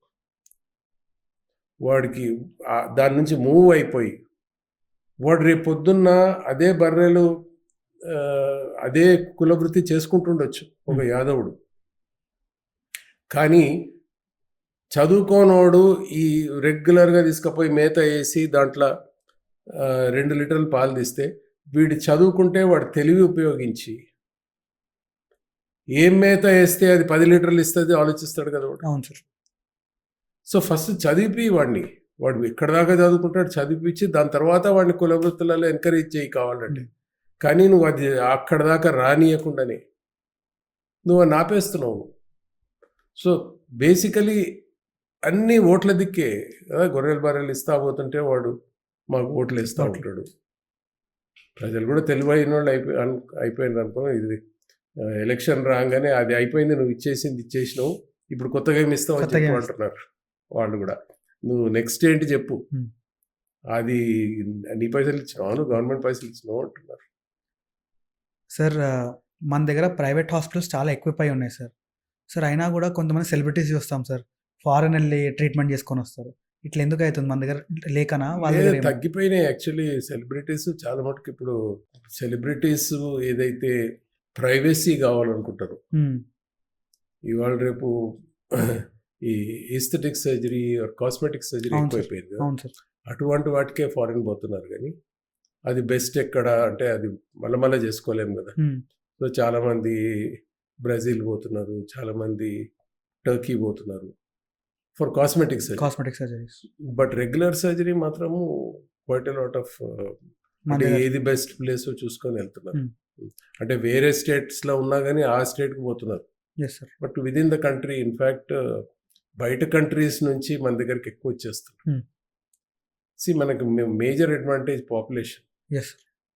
నేను ఇంగ్లాండ్లో నేను ఇప్పుడే చెప్పిన మీకు ఫోర్మోస్ట్ ప్లేస్ ఆఫ్ సర్జికల్ గ్యాస్ట్రాంట్రాలజీలో పనిచేసిన నేను. Yes sir. నేను 6 సంవత్సరాలల్లో ఉన్న 6 years ఉండే అక్కడ 600-700 గాల్ బ్లాడర్స్ చేసినాం మేమంతా, మా ప్రొఫెసర్. Even though that was the foremost place. వేరే ఇక్కడికి వస్తే రోజుకి 2 చేస్తూ ఉంటాం. రోజుకి 2. So difficult surgeries because of మన పాపులేషను మేము చేస్తూ ఉంటే మాకు ఈజీ అయిపోయినాయి. కాంప్లికేషన్స్ తగ్గిపోయినాయి, కాంప్లెక్స్ సర్జరీస్ ఎక్కువైపోయినాయి. So in fact over a period of time because of our population we become better surgeons than foreign people. చాలాసార్లు వర్క్షాప్స్లలో పోతే అరే నువ్వు అంత డిఫికల్ట్ సర్జరీ అంత ఈజీగా చేసేసినావు ఏంటి అంటారు ఫారినర్స్. సో అది చేసి అలవాటు. రోజు వాళ్ళకేమో రెగ్యులేటెడ్గా ఉంటుంది, మనం చేస్తూనే ఉంటాం కాబట్టి because of our population. Sir best food చెప్పండి సార్ గట్ హెల్త్ కోసం. ఏది తినొద్దు చెప్తా first.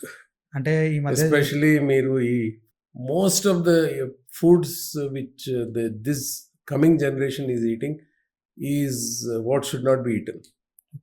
Pizzas, burgers, fried foods, French fries అంటారు. నువ్వు ఒక్కసారి ఆ లోపలికి పోయి ఫ్రెంచ్ ఫ్రైస్ చూడు వాటిలో చేస్తున్నాడు, అది పూర్తిగా ఇట్లా ఆయిల్లో డిప్ చేసి తీస్తున్నాడు. And that's a very bad oil కూడా అది. సో నీకు అడ్వర్టైజ్మెంట్స్ ఏదైతే వస్తున్నాయో లేజ్ అని, చిప్స్ అని, అన్నీ ఫ్రైడ్ ఫుడ్సే కదా, అన్నీ ఆయిల్లో సోక్ చేసి ఇచ్చినవే. So first of all those are the worst foods possible. నన్ను అడిగితే మీకు ఆర్గానిక్ చాలా ఉంది. ఇప్పుడు నాన్ వెజిటేరియన్లో నాటుకోడి అంటాం. అవును సార్. మీకు పౌల్ట్రీ ఫామ్ పోతే వాడు సిక్ అయితే యాంటీబయాటిక్స్ ఇచ్చేసి, నేను ఇంగ్లాండ్లో ఉన్నప్పుడు పౌల్ట్రీ ఫామ్స్లో లక్షలల్లా కోళ్ళు పోయి చూసిన. అది ఎట్లా అంటే అది ఆ కేజ్ అంతే ఉంటుంది, ఆ కేజ్లో అది మూవ్ కాలేదు. అవును సార్. అది ఉట్టి ముక్కు ముందు పెట్టి తిని మళ్ళీ స్ట్రేట్ అవుతుంది. అది టార్చర్, దానికి మూమెంటే ఉండదు, ఫిక్స్డ్ కేజ్ అది. అది ఆ ముక్కు ముందు పెడుతుంది, తింటుంది. అండ్ వాడు ఏం పెడితే అది తింటుంది. వాడు ఏమేమి పెడుతున్నాడు, స్టీరాయిడ్స్ అన్నీ వేస్తాడు దాంట్లో. సో ఇది బాగా లావుగా అవుతుంది. ఒక్కొక్క చికెన్ అక్కడ చూసుకుంటుంటే ఈ యానిమల్ లవర్స్ పోయి ఇట్లా టార్చర్ చేసే కంటే ఒక్కసారి వాటిని చంపేయడం బెటర్ అని కాల్ చేస్తుండే అన్ని. సో అదే నాటుకోడి, అది ఎక్కడ పడితే ఆడ తింటుంది. ఓకే, సో దానికి ఇమ్యూనిటీ బాగా పెరిగిపోతుంది, బాగా స్ట్రాంగ్ అయిపోతుంది. సో దానికి ఇమ్యూనిటీ పెరుగుతుంది, అది కన్జ్యూమ్ చేసినోడికి కూడా ఆ స్ట్రెంగ్త్ వస్తుంది, ప్రోటీన్స్ ఎక్కువ ఉంటాయి. అది లే చేసిన ఎగ్లో కూడా ప్రోటీన్స్ ఎక్కువ ఉంటాయి దాన్ ఈ పౌల్ట్రీ ఇన్ఆర్గానిక్ పద్ధతులలో ఏదైతే పౌల్ట్రీలలో చేస్తారు, బ్రాయిలర్స్ అంటారు. These eggs are far better than those eggs. So best అయితే ఆర్గానిక్ ఫుడ్. ఆఫ్ కోర్స్ ఇవాళ రేపు ఏం చేస్తున్నారంటే ఆర్గానిక్ ఫుడ్తోని క్రేజ్ వచ్చేసినాక ఎక్కడ పడితే అక్కడ రోడ్డు మీద ఆర్గానిక్ ఫుడ్ అంటే లైన్ కట్టుకొని తినేస్తున్నారు. బికాస్ అందరికి కావాలి ఆర్గానిక్ ఫుడ్. అది నిజంగా ఆర్గానిక్ అని ఎట్లా తెలుసు? రోడ్ మీద అమ్ముతుంది, అది సర్టిఫైడ్ ఉండాల్సి వస్తుంది. సో బెస్ట్ ఫుడ్ అంటే నీకు whatever you can grow at home, or if you cannot grow green leafy వెజిటేబుల్సే కానీ కొన్ని కొత్త రకాల ఫుడ్స్ కూడా చాలా మంచివి. ఈ అవకాడో, బ్రోకోలీ, ఇవన్నీ these are strength giving foods. పప్పులు ఇచ్చినంత స్ట్రెంగ్త్, చాలా ప్రోటీన్ చాలా తక్కువ ఫుడ్స్లలో ఉంటుంది. మన దగ్గర పప్పు తింటే చీమ్ పడుతుంది అంటారు, అది ఎల్లో కాబట్టి. అసలు అది కరెక్ట్ గానే కాదు. పప్పు చీమ్ పట్టదు, పప్పులో ప్రోటీన్స్ ఉంటాయి.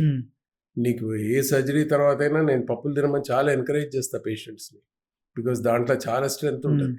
అన్ఫార్చునేట్లీ మనము ఈ కాటన్ గీటన్ గ్రో చేయడం మొదలుపెట్టి పప్పులు బంద్ చేసేసాం అవును సార్. అండ్ మనం దాన్ని ఇంపోర్ట్ చేసుకుంటాం. బట్ పప్పులలో ఉన్న స్ట్రెంగ్త్, గ్రీన్ లీఫీ వెజిటేబుల్స్, మన సూప్స్, వెజిటేబుల్ సూప్స్, ఫిష్ చాలా మంచిది. Egg, actually egg is a good strength and ఎగ్లో బీటా కెరటిన్ ఉంటుంది. అవును. It is good for the eyes. Nice. So 1 egg is not an issue. You can't eat 4-5 eggs.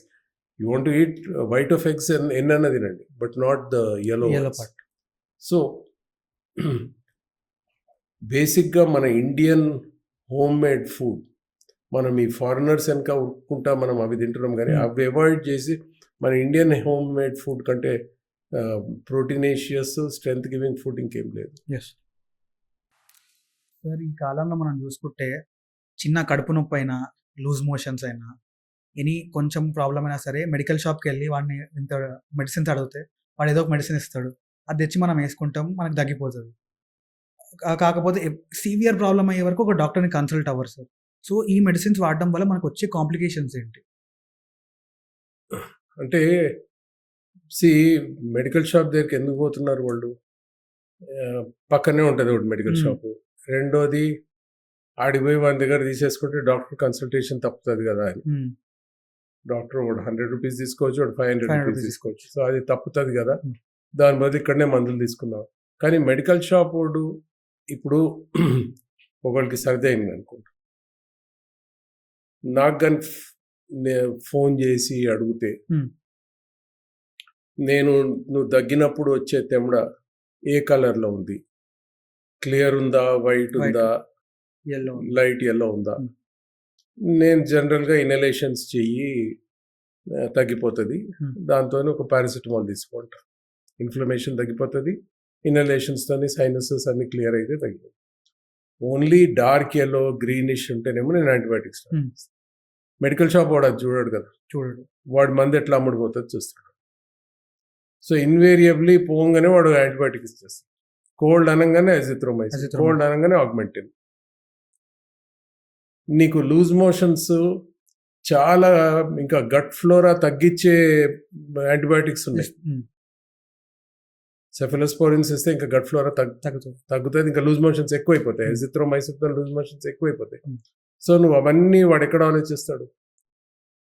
వీడేమనుకుంటాడు, ఆ loose motions infection ఎంత ఉందంటే ఇంకా ఎక్కువ ఇన్ఫెక్షన్ అయిపోయి వస్తుంది, యాంటీబయాటిక్ సరిపోతలేదు అనుకుంటాడు. వాడికి తెలియదు యాంటీబయాటిక్తో వస్తుంది అని.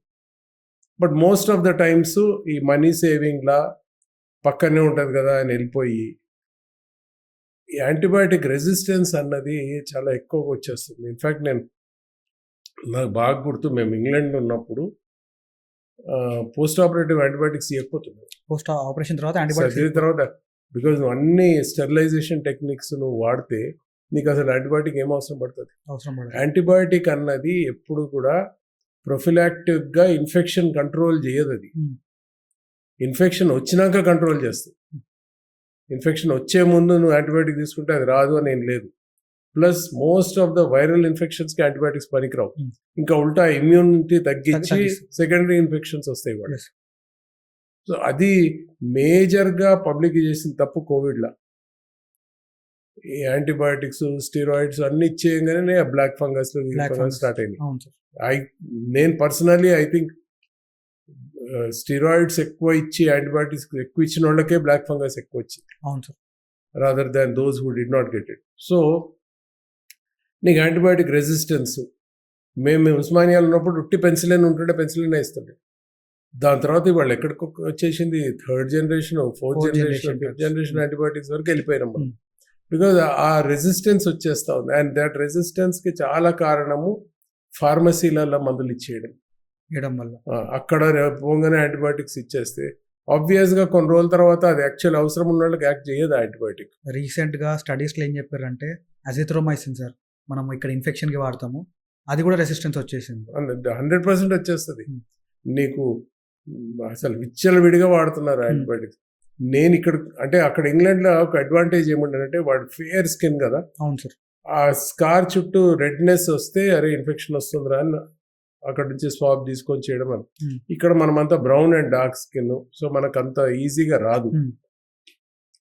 రెండోది మన దగ్గర ఎక్కువ ఆర్ఎంపీ ఓరియంటెడ్ ప్రాక్టీస్ Yes. ఇదంతా ఉంది కాబట్టి ఈ యాంటీబయాటిక్ స్టార్ట్ చేయకపోతే పోస్ట్ ఆప్ నేను అబ్డామినల్ సర్జరీ చేస్తా, వాడికి పోస్ట్ ఆపరేటివ్లీ కాఫ్ కోల్డ్ వచ్చింది అనుకో, వాడు పక్కన ఆర్ఎంపీ దగ్గర పోతాడు, క్వాక్. ఏమంటాడు, అరే ఆ సర్జరీ తర్వాత నీకు ఈ యాంటీబయాటిక్ స్టార్ట్ చేయలేదు అందుకోసం నీకు ఇది వచ్చింది అంటాడు. అసలు అన్రిలేటెడ్ థింగ్సే వాళ్ళు నమ్మేస్తారు. Hmm. అది మోస్ట్ అన్ఫార్చునేట్, ఏం చెప్తే అది నమ్మేస్తారు. సో వాడు దగ్గు అన్నది నేను కడుపులో ఉన్న దానికి యాంటీబయాటిక్ అయినందుకు దగ్గు వచ్చింది అంటే ఏం చెప్తాం మనం, ఇక్కడ ఇన్ఫెక్షన్ వచ్చి దానికి కూడా. సో మనది ఈ ఈజీ యాక్సెస్ ఎవరు, ఫార్మసీ. సో అక్కడ పోయి తీసుకుంటున్నారు. దాని తర్వాత దానివల్ల అసలు ఇంకా రాను రోజుల్లో ఇంకా చాలా కాంప్లికేషన్స్ అయిపోతుంది. సార్ ఇది ఎంతవరకు అడగచ్చో తెలీదు, how much do you earn in a month? It's a very relative thing, Hmm. చాలా రిలేటివ్ థింగ్. ఎందుకంటే అంటే ఇదేదో గొప్ప చెప్పుకోవడానికని కాదు, కానీ నేను take medicine and surgery as a service oriented thing. Yes. మీరు ఎప్పుడైనా చెక్ చేసుకోవచ్చు, అపోలోలో నేను ఎప్పుడు కూడా జనరల్ వార్డులో ఛార్జ్ చేయలేదు. అవును సార్. ఎందుకంటే పేషెంట్ జనరల్ వార్డులో ఉన్న పేషెంట్ అపోలోది 3-4 లక్షల రూపాయలు అయితే వాడు ఏమేమి అమ్మి కడతాడో మనకు తెలియదు. 3-4 lakhs. Yes. నేను అదనంగా 50,000 వేస్తే ఇంకేదో అమ్మే కడతాను. కడతాడు. సో నా వంతు సహాయం అనుకుంటా నేను ఫ్రీగా చేస్తాను. నేను ఇంతకుముందు మీకు చెప్పారు సార్. పేషెంట్ వచ్చి సార్ మీరు దేవుడు, మీరు నా ప్రాణం రక్షించండి అంటే ఆ సార్ట్ ఆఫ్ ఫీలింగ్ ఏదైతే వస్తుందో అది మీరు ఎన్ని పైసలు ఇచ్చినా కొనలేరు. ఆ ఫీలింగ్ హాస్పిటల్ అనుకోండి, నన్ను చాలా మంది అడుగుతారు మీరు హాస్పిటల్ ఎందుకు పెట్టలేదు. హాస్పిటల్ అనగానే ఇక నేను పేషెంట్ రాగానే, మొన్ననే ఒక చాలా పెద్ద పాలిటీషియన్ ఒక చాలా సంవత్సరాల నుంచి ఒక డాక్టర్ దగ్గరికి పోతున్నాడు. ఆ డాక్టర్ ఇప్పుడు పెద్ద హాస్పిటల్ కట్టాడు. సో నాతోనే అన్నాడు ఆ పాలిటీషియన్, సార్ నేను ఇన్ని సంవత్సరాల నుంచి పోతున్నా, టెస్టులు చేయించుకుంటా, ఇవాళ ఏమైందంటే నాకు అర్థమవుతుంది ఏంటంటే అతను హాస్పిటల్ పెట్టినప్పటి నుంచి ఒక పేషెంట్ని చూడంగానే ఆయన వాటర్ బిల్ యాడ్ వస్తుంది, కరెంట్ బిల్ వస్తుంది, ఇవాళ నాకు నా వాటర్ బిల్ కరెంట్ బిల్ ఎక్కడి నుంచి వస్తుంది అని టెస్టులు దాని ప్రకారం రాస్తున్నారు మరి. సో అట్లా కావద్దని నేను ఎప్పుడు హాస్పిటల్, నాకు చాలా ఈజీగా పెట్టగలుగుతుంటే హాస్పిటల్. అయితే ఇవాళ నేను నా వరకు నేను మాత్రం కోర్స్ డీలక్స్ సూపర్ డీలక్స్ రూమ్స్లో ఛార్జ్ చేసుకుంటాను నేను, బట్ జనరల్ వార్డ్లో మాత్రం ఛార్జ్ చేయలేదు. సో సేమ్ థింగ్ కంపారిటివ్లీ ఇంకెవరినన్నా చూసుకుంటే నా సీనియారిటీకి బాగా హైగా ఛార్జ్ చేస్తుంది. నాకు తెలుసు ఇవాళ ఒక సర్జన్ అంటే ఈజీగా మంత్లీ 50-60 lakhs ఎర్న్ చేస్తున్నాను మంత్లీ, చాలా ఈజీగా. నాది ఎప్పుడు బిట్వీన్ 5-10 మధ్యలోనే ఉంటుంది. చాలా రేర్గా నేను స్పెషల్ రూమ్స్లో పేషెంట్స్ ఎక్కువ ఉంటాయి. So it all is a relative thing. నువ్వు ఎంత ఛార్జ్ చేయాలనుకున్నా ఛార్జ్ చేయొచ్చు. నీ మీద ఒక్కసారి నమ్మకం వచ్చేసింది పేషెంట్కి అంటే ఎంత అని ఇస్తాడు.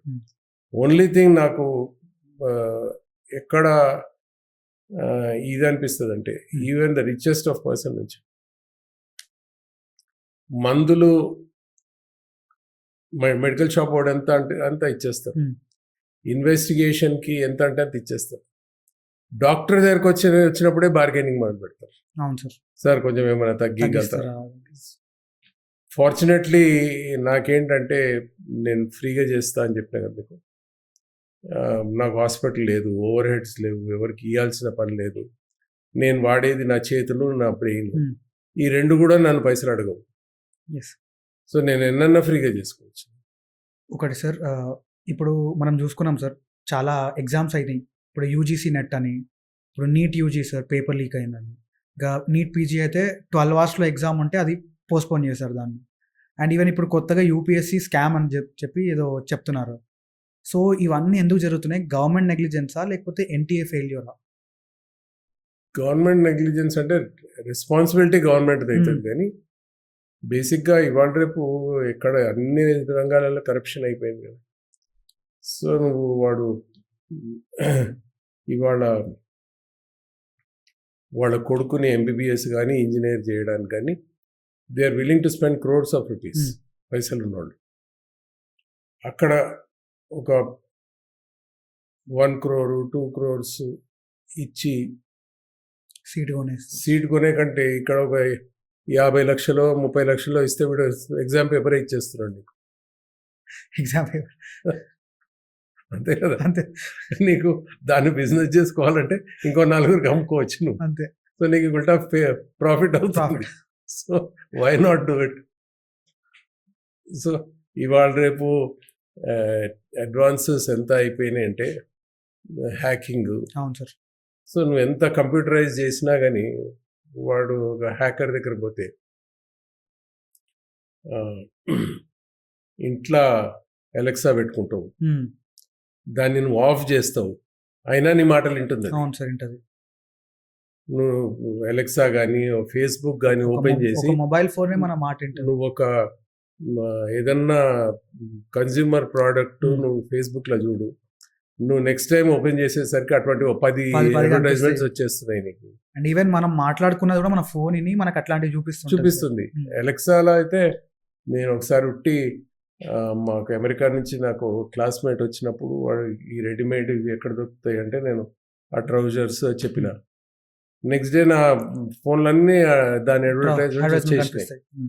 సో అట్లా ఉన్నప్పుడు నీకు ఈ హ్యాక్ చేయడం ఎంతసేపు చెప్పు?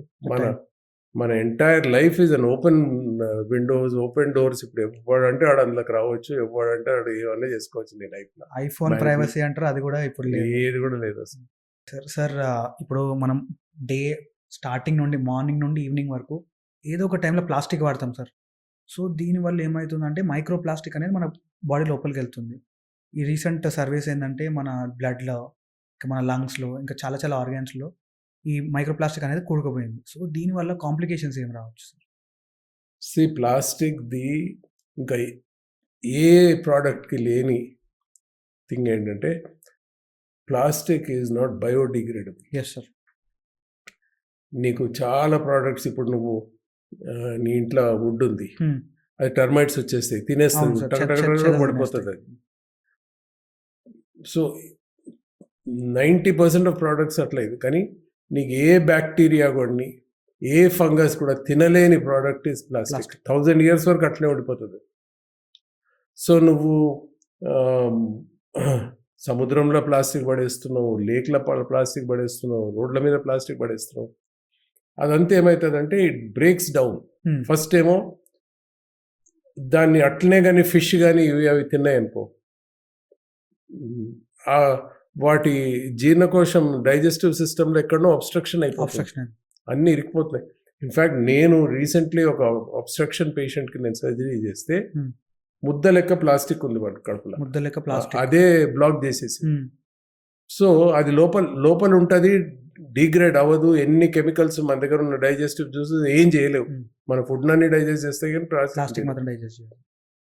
ప్లస్ ప్లాస్టిక్ తయారీలా ఆ ఫర్నేసెస్లోకి వెళ్ళి ఇప్పుడు ప్లాస్టిక్స్ గ్రాన్యూల్స్ అన్నీ బయటకు వస్తాయి, అవి లంగ్స్లోకి పోయి one of the reasons of lung cancer not being smoking but pollution was be because of plastic. Okay, నువ్వు బయట ఆ లేక్స్లోకి వెళ్ళి నువ్వు ఆ ఫిష్ తింటే నువ్వు దాన్ని తింటున్నావు, నువ్వు ప్లాస్టిక్ని తింటున్నావు, నువ్వు ఫిష్ కంటే ఎక్కువ ప్లాస్టిక్ని తింటున్నావు. ఓకే, నువ్వు రోడ్ మీద వేసినా కానీ ఆ వెహికల్స్ వాటిని తొక్కుకుంటా పోయి ఆ మైక్రో పార్టికల్స్ పోయి నీ లంగ్స్లోకి పోతున్నాయి, నువ్వు బ్రీత్ చేస్తుంటే లంగ్స్లోకి పోతున్నాయి. So plastic is the most dangerous thing. And విచ్చలవిడిగా బీచెస్ మీద, లేక్స్ మీద, ఇప్పుడు మా ఇంటి దగ్గరనే లేక్ ఉంది, పోయి చూస్తే చుట్టంతా ప్లాస్టిక్ పడి ఉంటుంది, ప్లాస్టిక్ బ్యాగ్స్ కనిపిస్తుంది సార్. సో దాన్ని గవర్నమెంట్ చాలా అంటే ఇది ఆలోచించాలి, ఎందుకంటే కమింగ్ జనరేషన్స్కి ఇంకా చాలా డేంజరస్ అయిపోతుంది. సో ఆ రీయూజబుల్ పెట్టిపిచ్చి మనకి ఈ రోప్ బ్యాగ్స్ ఉన్నాయి, జూట్ బ్యాగ్స్ ఉన్నాయి, అవన్నీ చాలా హెల్దీ. అంటే మన ఇండియన్స్ ఏదైతే చేసినరో, నేను రీసెంట్గా నాకు గ్రాండ్ డాటర్ పుడితే నాకు ఒక అమెరికన్ ఆథరు రాసిన పుస్తకం how to give a bath to the newborn అని వాళ్ళు ప్రజెంట్ చేసి అది ఎంత కాస్ట్ తెలుసా? 22,000 రూపీస్. ఓన్లీ ఒక బుక్ 100 పేజెస్ బుక్. 20,000 రూపాయలు, 22,000 రూపాయలు. దాంట్లో ఏముంది? పసుపు పెట్టి స్నానం చేపియండి. మన పద్ధతిలో పెట్టిండు వాడు, అమెరికన్ వాడు దాన్ని సైంటిఫిక్గా ప్రూవ్ చేసి పెట్టిండు. Okay, we use from ancestors, మన యాన్సెస్టర్స్ నుంచి యూజ్ చేసుకుంటూ వస్తున్నాం. ఆయన బుక్ లో రాసిండు, అది వాడు బుక్ లో రాసి మనకి 22,000 అంటే చూసుకోగలను వాడిది. సో మన పాత పద్ధతులు బేసిక్గా టైంకి తినండి అంటారు. ఎందుకంటే మనం ఒక అలవాటు అయితే ఆ టైంకి యాసిడ్ వస్తుంది. నువ్వు ఆ టైం తినకుండా 2 గంటల తర్వాత తింటే వచ్చిన యాసిడ్ ఏం చేస్తుంది? నీ కడుపును తినేస్తుంది, అల్సర్స్ ఫామ్ చేస్తుంది. సో మన పెద్దలు ఒకటి ఆలోచించి పద్ధతులు పెట్టిండ్రు మనకి. వాళ్ళు ఇంత దూరం ఆలోచించినరా లేదా తెలియదు, కానీ అట్లీస్ట్ మనమన్నా కమింగ్ జనరేషన్స్ని కాపాడాలంటే ప్లాస్టిక్ మాత్రం ఎట్టి పరిస్థితుల్లో దాన్ని బ్యాన్ చేయాలి. మనకే కాదు, యానిమల్స్కి. యానిమల్స్ ఊర్లలోకి పోతేను కోళ్ళు తింటుంటాయి ప్లాస్టిక్, కుక్కలు తింటుంటాయి ప్లాస్టిక్. వాటికి కడుపులో ఏమవుతుందో తెలియదు. ఎన్విరాన్మెంట్ అంతా పాడైతా ఉంది. మనం చూస్తే రోజుకి ఒక ఆవు కడుపుల నుంచి ఇంత ప్లాస్టిక్ తీసినామని చెప్పి పేపర్లు వస్తూనే ఉంటాయి. అబ్సల్యూట్లీ. ఒక 10 కిలోల ప్లాస్టిక్ తీసినాం. 100% బ్యాన్ చేయాలి ప్లాస్టిక్. నువ్వు ప్రొహిబిషన్ అంటావు, ఇవన్నీ అంటావు, ఫస్ట్ ఇది చేయాలి. బికాజ్ ఈజియెస్ట్ అవైలబుల్ కదా. Yes sir. నీకు ఎక్కడ ఒక నువ్వు పోయి ఒక 5 పైసలు ఇస్తే వాడు ప్లాస్టిక్ బ్యాగ్ ఇచ్చేస్తాడు. అది తీసుకొచ్చి ఇంట్లో పెట్టినాక నువ్వు దాన్ని సర్క్యులేట్ చేస్తూనే ఉంటావు, అది అట్లనే ఉంటుంది. అది ఒకవేళ చినిగిపోతే వేరే విషయం పాడేస్తావు. ఆ పాడేసిన దాంట్లో ఎన్విరాన్మెంట్ని ఎంత పాడు చేస్తున్నావు నీకు అర్థమవుతలేదు అది. సో అది ఈజియెస్ట్ కాబట్టి వాడేస్తూ ఉన్నారు. దాన్ని 100% అసలు గవర్నమెంట్ చొరవ తీసుకొని సెంట్రల్ గవర్నమెంట్ బ్యాన్ చేయాల్సి వస్తుంది ప్లాస్టిక్. అదర్వైజ్ ఫ్యూచర్ జనరేషన్స్కి చాలా ప్రాబ్లం అయిపోతుంది. సార్ చాలా సేఫ్ అయిపోయింది సార్. సో ఫైనల్ క్వశ్చన్కి వచ్చేద్దాం సార్. సార్ ఈ మధ్య నిజం చెప్పాలంటే it would be a funny one. అంటే మా ఫ్రెండ్ ఒకడు ఉన్నాడు సార్, వాడికి ఎప్పుడు కాల్ చేసినా వాడు అప్పుడే బాత్రూమ్ నుంచి బయటకు వచ్చినా, లేదా పచ్చడి తిన్నారా వాళ్ళ కడుపులో చాలా మంట, గ్యాస్ట్రైటిస్ అవుతుంది, లేదా బాత్రూమ్కి వెళ్ళాలరా ఫోన్ పెట్టారా అన్నట్టు మాట్లాడతారు సార్. సో ఇట్లాంటి పేషెంట్స్ చాలా ఎక్కువ ఉన్నారు సార్ బయట. లైక్ కాన్స్టిపేషన్ వల్ల చాలా మంది బాధపడుతున్నారు. సో వాట్ రెమెడీ ఏం చెప్తారు దీనికి బెస్ట్? అంటే కాన్స్టిపేషన్ అండ్ లూజ్ మోషన్స్ రెండు కూడా. This is irritable bowel syndrome. Basically 99% of the time, 99 and near 100% of the time ఈ constipations, loose motions, especially younger జనరేషన్లో they are all because of stress. Absolute stress related. Okay, నాకు తెలుసు కొందరు surgeons కూడా ఒక half an hour 1 అవర్కి బాత్రూమ్కి పోతూ ఉంటారు. మళ్ళీ సేమ్ సర్జను ఒక 4 hours 5 hours సర్జరీ ఉన్నప్పుడు అస్సలు ఎప్పుడు జ్ఞాపకం రాదు. ఎందుకంటే సర్జరీ ఈజ్ లైక్ మెడిటేషన్. నీకు అది డైవర్ట్ అయిపోతుంది, మైండ్ అన్నది డైవర్ట్ అవుతుంది. సో నీకు లూజ్ మోషన్సే నీకు పెద్ద పేగదే చూసుకుంటే నీకు ఎవడన్నా కొట్టడానికి వచ్చిందనుకో, వస్తే నువ్వేమైతే ఇట్లా టైట్ అయిపోతావు. ఓకే, సో అట్లనే స్ట్రెస్ ఏం చేస్తుందంటే కొలానిక్ నర్వ్స్ని టైట్ చేసేస్తుంది. సో అవి బిగ్స్కపోయి కాన్స్టిపేషన్ అవుతుంది. కొందరికి అదైతే వేరే వాళ్ళకి ఏం చేస్తుందంటే, ఇప్పుడు నీకు భయమైనప్పుడు ఏమవుతుంది? అడ్రినల్ రష్ వస్తుంది. అడ్రినల్ రష్ వచ్చి వణుకుతాయి, ట్రెమర్స్ వస్తాయి. సో ఆ ట్రెమర్స్ లెక్కనే ఇంటెస్టైన్లో కూడా నర్వ్స్ ఎక్కువ స్టిమ్యులేట్ అయితే లూజ్ మోషన్స్ వస్తాయి.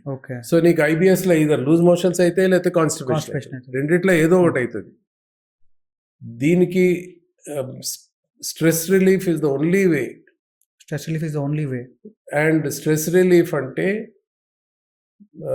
లాట్ ఆఫ్ టైమ్స్ ఏం చేస్తారంటే, ఇంతకుముందు సైకాట్రిస్ట్ అంటుండే, ఇప్పుడు సైకాట్రిస్ట్ అంటే నాకేమైనా పిచ్చా అంటారు, మెంటల్ డాక్టర్ అని చెప్పి ఒక పేరు వచ్చేసింది. ఏంటంటే కౌన్సిలింగ్ అని కౌన్సిలర్ అంటున్నాం, కౌన్సిలర్ దగ్గరికి పంపిస్తాం. తను ఏం చేస్తాడు, 20 మందులు ఇస్తాడు. నన్ను అడిగితే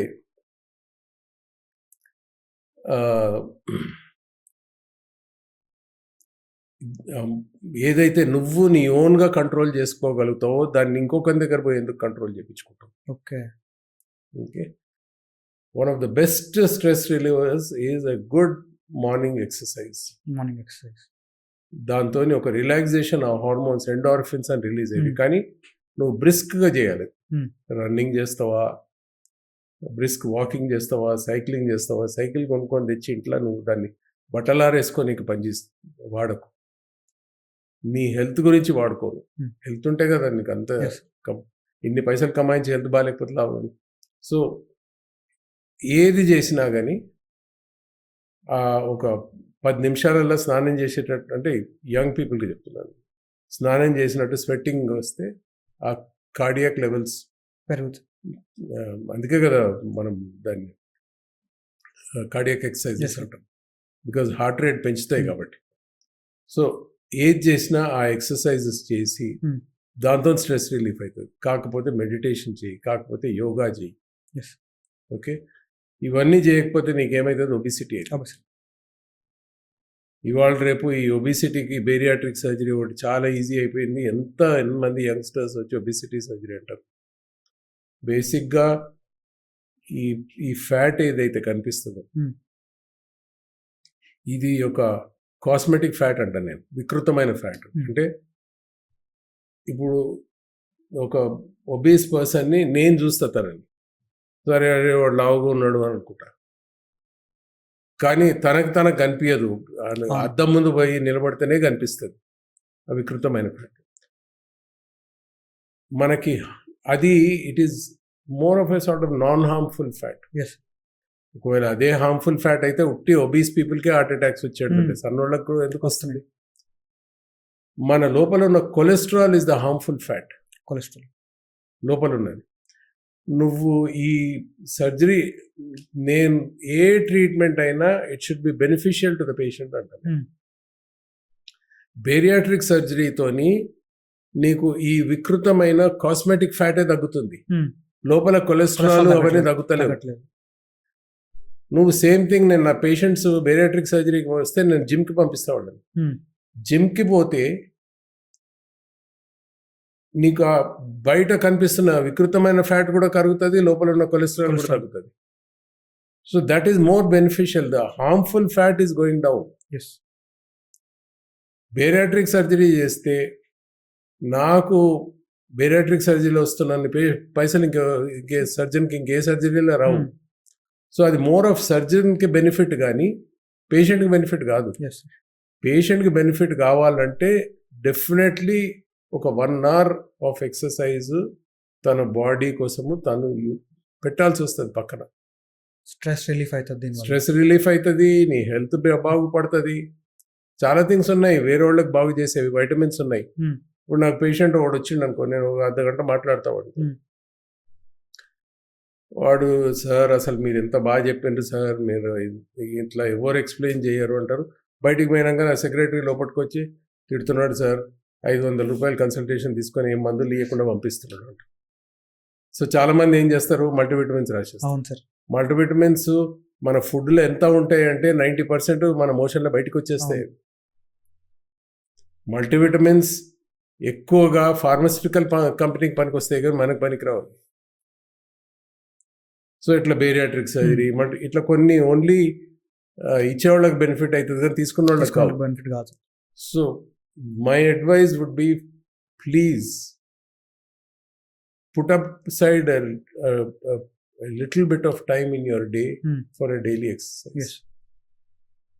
నేను చేస్తా రోజు. I'm 63 now. I run 12 to 15 kilometers every day. 12 to 15 running చేస్తాను. నేను వెయిట్స్ చేస్తా. ఒక 1 hour మాత్రమే నేను ఎట్టి పరిస్థితులు ఎక్సర్సైజ్ చేస్తాను. నేను ఎంత చేస్తాను మా పెద్దోడు అంతే చేస్తాడు. So we're very happy, comfortable, we don't have any stress in life. ఉంటాయి స్ట్రెస్ లేనోడు ఉండడు లైఫ్లో, but you have to control your stress. Sir thank you sir, thank you for giving your time sir. Any time. Thank you. Pleasure from my side also.